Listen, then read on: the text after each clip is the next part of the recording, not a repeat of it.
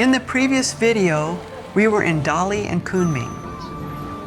A grandmother stitching a pattern that only reveals itself after the dye comes out. A lake cruise that went to the middle of the water and came straight back. A train that passed through 8 miles of solid mountain without us noticing. And a stone forest that has been standing for 230 million years, with a girl still waiting inside it.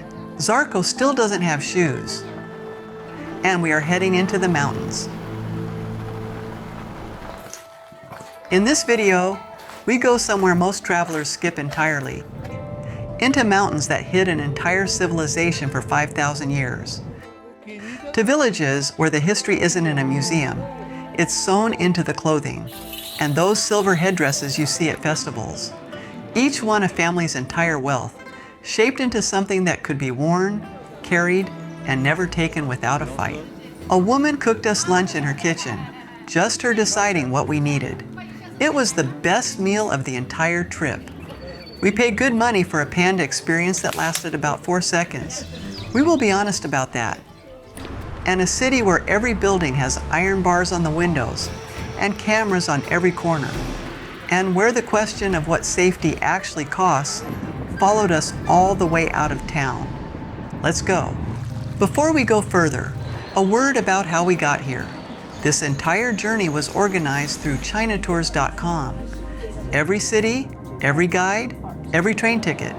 Private, just the 2 of us, with a different local expert in each destination. And what we keep discovering is that the guide isn't just someone showing you a map. There's someone who knows which village is actually authentic, who notices when you're tired, who quietly arranges things you didn't even know to ask for. The link is in the description. If China is on your list, check them out. We take the high-speed train from Kunming to Guiyang. By this point in the trip, we have been on several of these trains. You would think the novelty would wear off. It doesn't. Part of it is the speed. Part of it is the silence.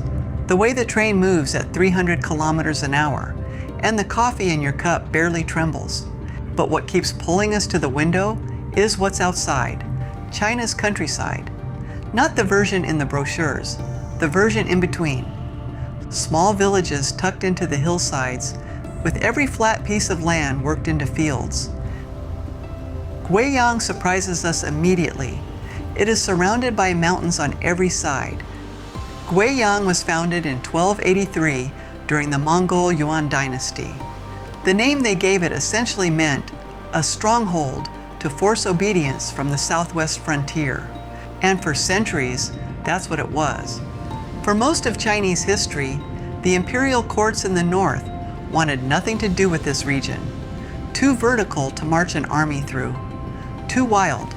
Too remote. The rivers cut gorges too deep to bridge. For several hundred years, this entire region was officially recorded in the imperial records as the land of demons. And then, and this is the part that feels like it belongs in a different story entirely, those same mountains turn into one of China's most valuable strategic assets. In the 21st century, tech giants realized that these deep karst mountains are naturally cool, seismically stable, and supplied with enormous amounts of cheap hydroelectric power from the rivers carving through them. Apple stores its data in them. Tencent stores its data in them. Alibaba stores its data in them. The land of demons is now China's national capital for artificial intelligence and big data.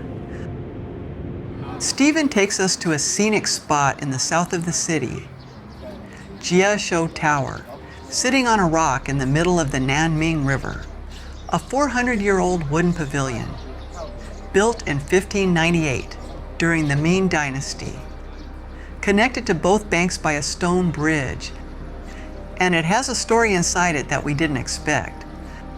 The governor of Guizhou built this tower not to celebrate a military victory, not to commemorate an emperor. He built it to prove a point. At the time, scholars and politicians from the capital looked down on Guizhou as a backward wasteland, a province of farmers and mountain people, who couldn't possibly produce anything of cultural value. The governor disagreed. That this rough, remote province could produce scholars just as brilliant as anyone in the polished cities of the East. And inside the tower, a Qing dynasty scholar named Liu Yunliang went further.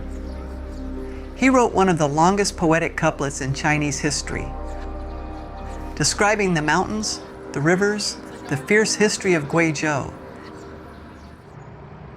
That evening is ours.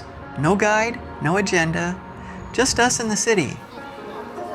We walk toward what feels like downtown. The streets get louder. Food vendors appear, then more vendors, then nothing but vendors and people, and smoke rising from 100 small fires. We find a barbecue place, plastic stools, a low table, cold beer arriving before we finish asking for it. The food is skewers, small ones, very small. Bits of chicken threaded onto sticks barely longer than a finger. You need about 30 of these to make a meal. We order 40, and we sit there for a long time, long past when the food is finished, just watching. Guiyang at night is not Shanghai. There is a saying that history is written by the winners, and conquest, if you wait long enough, gets renamed unification. The Miao people know something about that. The history of the Miao is not the history of a peaceful mountain culture that always lived in the clouds. It is a 5,000-year saga of war, forced exile, and the most remarkable act of a cultural survival we have ever encountered. And we have no idea, arriving in Guiyang, that this story is waiting for us in the mountains.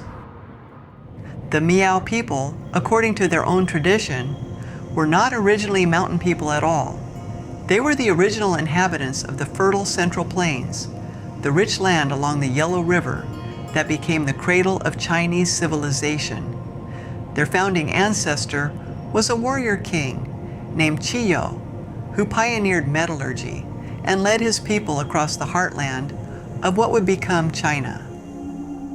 In the traditional Han Chinese version of history, Qiyo is a demon, a horned monster, the villain defeated by the Yellow Emperor at a great battle around 4,500 years ago. In the Miao version of history, Qiyo is a saint, a king, a brilliant leader who was defeated. The first day we drive into the mountains, the weather does not cooperate. We reach the first village. It is beautiful, genuinely beautiful. Wooden homes climbing the hillside. It rains the way it rains in Guizhou in the wet season. The umbrellas we have are decorative. Within 20 minutes of leaving the car, our feet are wet. Within 30, our backs are wet. The whole village a kind of vertical puzzle, but the streets are empty. Nobody comes outside in this weather. The village looks abandoned. We also stop at a village famous for its traditional papermaking, an ancient craft done entirely by hand. The workshop is built inside a karst cave, not by accident. The cave stays at a constant temperature year-round, and the natural spring water flowing through it is just alkaline enough to produce paper that can last over 1,000 years. The only problem with traditional paper making is that you dry the paper in the sun. There is no sun. In the cave where the paper workshop is, a man meets us. He shows us patiently and graciously how the process works. The pulp, the screen, the pressing. Genuinely interesting. But there is no production, just a demonstration in a cave, while water pours off the elevated road above us in sheets. We call it a day. Sometimes the rain wins. The second day is different. The sky hasn't fully committed to sunshine, but it has stopped actively punishing us, which feels like progress. We drive further into the mountains. The road follows a river at the bottom of a canyon. On both sides of the valley, the mountains are covered with villages, some barely visible through the trees. And then we notice something. running alongside the main road. Not on it, but parallel to it, sometimes elevated, sometimes covered. There is a second road. It was built purely so that Miao villagers could walk from village to village without sharing a road with traffic. It's how they visit each other, how they trade. So the government built them a separate path, their own road, running the full length of the valley, high on the hillside, sometimes covered with a roof where the mountain overhangs it. We tell Stephen we want the real thing, not the tour bus version, the version where tourists have not already arrived and rearranged everything for the arrival of tourists. He nods. He drives further. It's one of the things ChinaTours.com talks about, discovering the real China through local guides and genuine personal connections. The first village he brings us to is old. Old in the way that things are, when they have simply existed in the same form for a very long time. The wooden homes have darkened with decades of weather. The paths between them are worn smooth by feet. Chickens move through the lanes with the confidence of creatures who have been here longer than any visitor. In the central square, a group of elderly men and women are sitting, visiting, talking in the Miao language, occasionally laughing at something that has nothing to do with us. When we walk past, they look at us with friendly interest, the way you'd look at someone who had arrived in your village from a different world, which is more or less what we are. A small store occupies one corner. An old man sits behind a counter covered in basic goods: soap, rice, cigarettes, a few bottles of something we can't identify. There are a few children, running, appearing and disappearing into doorways. But no teenagers, no young adults, no one between the ages of about 12 and 60. Stephen tells us this is the Hollow Village. The parents, the entire working generation, have left. They've gone to Shenzhen, to Guangzhou, to the coastal cities where the factories are, where a monthly salary can be earned in a week that would take a year to earn farming this land. They send money home. The grandparents raise the grandchildren, and the villages wait. One village has something we have never seen anywhere else. Granaries, dozens of them, all built on wooden stilts, each stilt rising directly out of a pond, hundreds of years old. We stand there for a long time trying to understand them. Rats. The first problem was rats. A rat can climb almost anything, wood, stone, rope, but it cannot climb a smooth, wet wooden stilt rising out of open water. The grain is safe. Fire. The second problem was fire. A traditional Miao village is built entirely of wood, dense, dry cedar and fir. A single cooking fire can spread through an entire village in minutes. Entire communities have burned to the ground overnight. But if the food supply is isolated, sitting in the middle of a pond, even if every home burns, the village doesn't starve that winter. The third problem was humidity. Guizhou is one of the most humid places in China. Grain will rot if it gets too warm, too wet. But above the water, with the natural evaporation of the pond below, the granaries stay cooler than the surrounding air.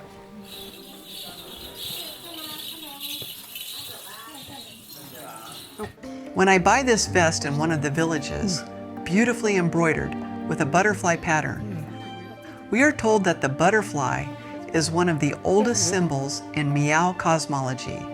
It appears in their oldest songs, their oldest stories. It is their connection to their origins. I am not buying a piece of craft. I am buying a page from someone's history book. When you see an elderly Miao woman sitting in a village square doing embroidery, she is not passing time. She is writing. The fourth village is different. This one has understood something the others haven't quite caught up to yet, that their culture is not only something to preserve, but something to sell, and they are selling it well. The village has boutique guest houses, a row of small restaurants, souvenir tables with embroidered cloth and silver jewelry. And at the center, a performance square, benches set up for tourists, and the entire village, it seems, dressed in their finest and ready to put on a show. The women wear their silver headdresses, enormous things, shaped like crescent moons, catching the light of the afternoon sun. The men carry luscious pipes, a bamboo mouth organ, long enough to be almost impractical, that produces a sound that doesn't quite resemble anything else you have ever heard. The dancing is extraordinary, coordinated and ancient and alive. We find a restaurant on the balcony above the square. Better view, shade from the sun that has finally appeared. The restaurant doesn't serve beer. We ask anyway, mostly out of habit. The owner disappears. 5 minutes later, he comes back with 2 cold beers. He has gone somewhere and found them. We watch the entire show from that balcony, and afterward, when it is time to pay, we try to pay for the beers. He refuses, firmly. Stephen tells us later that accepting payment would have been an insult to him. After the show, Stephen takes us up the hill to a small family kitchen. A woman runs it from her home. She also cooks at one of the small village restaurants. Everything in this village is a family operation. We have, to be honest, been struggling with Chinese food throughout this trip. Not because it isn't good, because we don't know what we're ordering. And when you don't know what you're ordering, you tend to order the wrong things. With Stephen translating, the woman cooks for us. We don't see the menu. We don't make any requests. We sit at a small table on a terrace, looking down over the village. Cold beers in front of us, and let her decide. It is the best meal we have eaten in China. We go into the kitchen to thank her when it is done. She is so happy.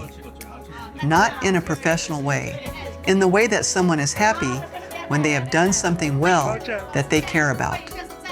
Her face simply opens up. Did you have a good time? I had a great time, yeah. The best food we've had so far in China. The next morning, driving to the train station in the early light, something we had simply not noticed for 3 days becomes impossible to ignore. The older buildings, the ones built before roughly the year 2000, have something the newer buildings don't. Iron bars, every window, every floor. Also, when you look around, cameras. Not a few cameras, not the kind of camera density you see in a London high street or a New York subway station. Cameras on every corner, cameras on every lamppost, cameras watching cameras. We asked Stephen. Before 2000, he says, Guiyang had serious crime. Then the cameras went in, and the crime went away.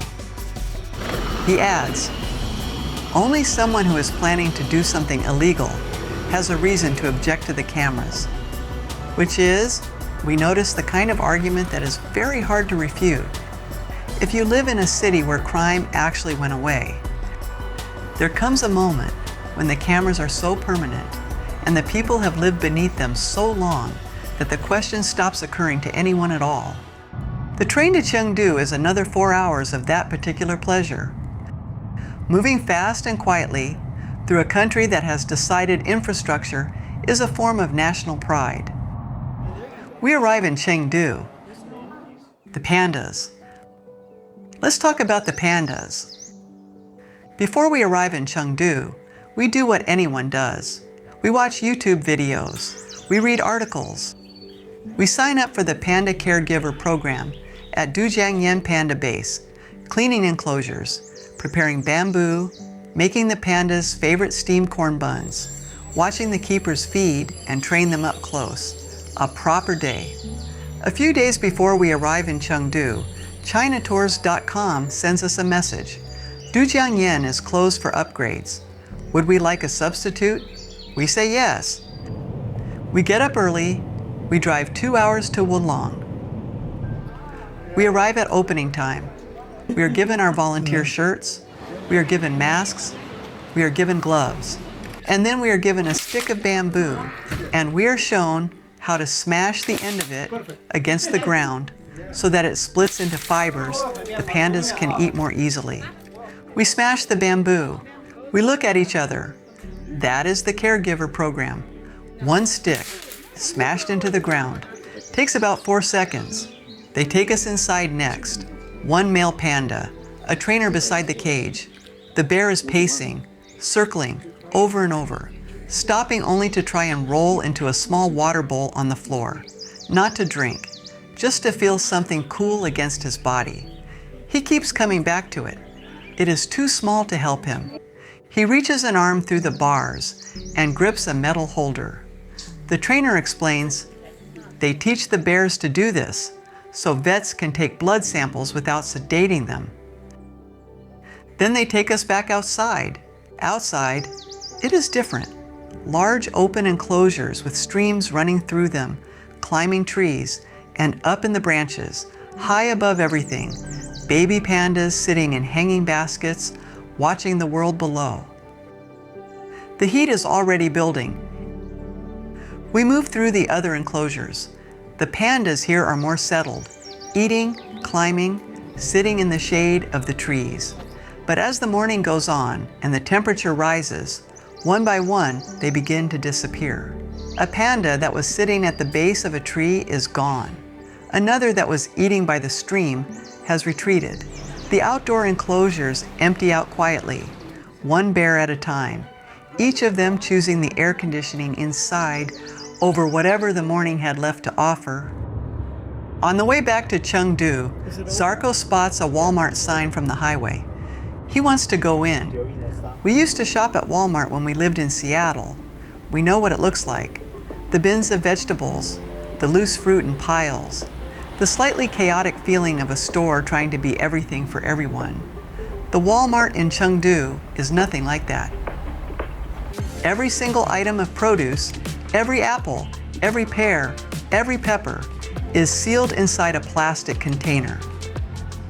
Pre-weighed, pre-labeled, 4 apples in a hard plastic clamshell, a single melon in its own box with a handle. There is not one loose vegetable in the entire store. At first, it looks like extraordinary waste, but there is a reason for it. A sealed plastic container, a pre-printed barcode, a visible weight label. These communicate something specific to a Chinese shopper. They communicate that no one has touched this since it left the factory. The plastic is not waste to a Chinese consumer. It is proof. Chengdu at night is a different animal from Guiyang at night. The downtown streets are crowded in a way that feels comfortable rather than overwhelming. Young people dress beautifully. What surprises us is the jewelry. The stores are enormous, not boutiques, palaces, multi-floor spaces blazing with light, with live entertainment at the entrance drawing crowds. Gold and jade in China are not accessories.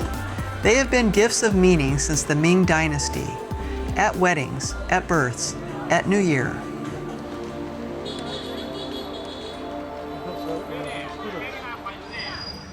Before we leave for the train station on our last morning in Chengdu, we go to a park famous for its bamboo. The bamboo is extraordinary. Over 150 varieties, planted here centuries ago, every park, in every city, at this hour. Groups doing Tai Chi, dance groups, older men around board games, people sitting on benches visiting, people walking the paths alone. Nobody organizes this. Nobody tells them to come. They just show up. More than 65% of Chinese adults over 55 take part in some kind of organized morning activity in a public park. Next, we board the train to Xi'an. What is waiting for us there, we are not fully prepared for. 8,000 soldiers made of clay. How does a human being decide to build this, and why? In the next video, you will find out why too. We'll see you in Xi'an.